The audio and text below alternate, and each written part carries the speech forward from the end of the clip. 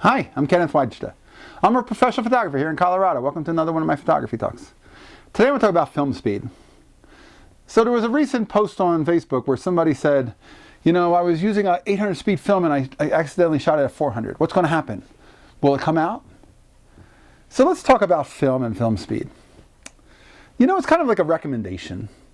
There are a lot of cinematographers who would shoot movie film 2/3 of a stop to a full stop overexposed because they wanted a dense negative and they didn't want to risk underexposure.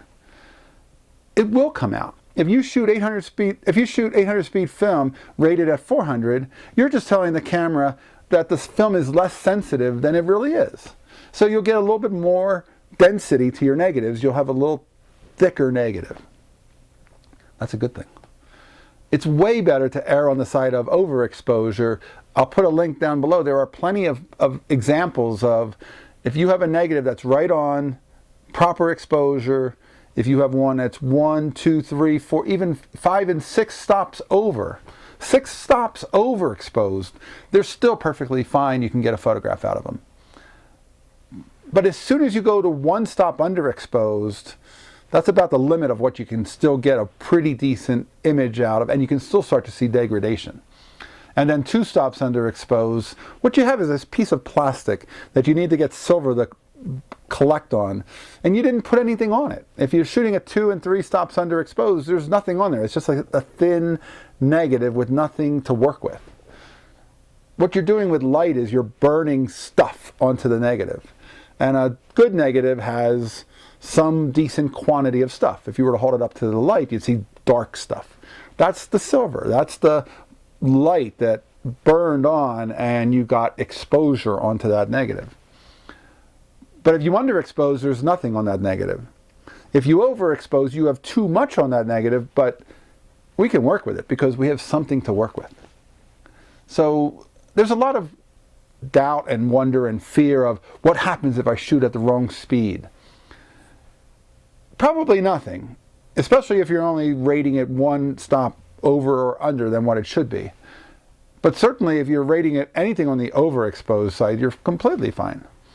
Anything that you can do to get some amount of light to that negative and expose and get something on that negative so you have something of a dense negative, but not too dense, not 6 stops over.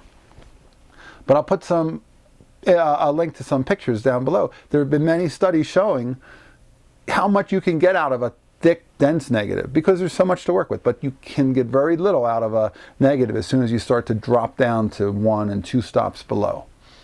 You can still get something out of a -1 exposure, but right on is ideal, +1 is ideal as well, +2 you're probably fine. Then you're going to have a little bit more work to pull out an image from a +3, +4, +5, and 6, but you can do it.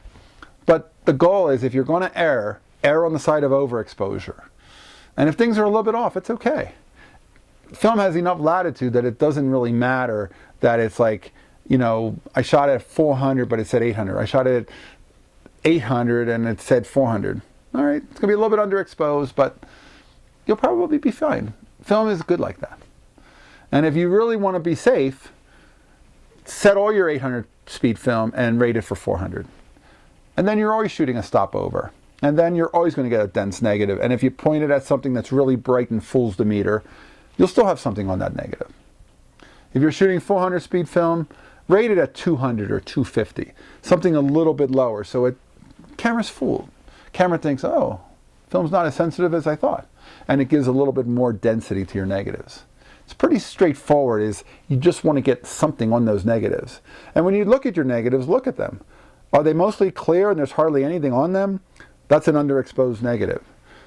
Are they full of darks and light parts, clear parts and dark parts? That's a good negative.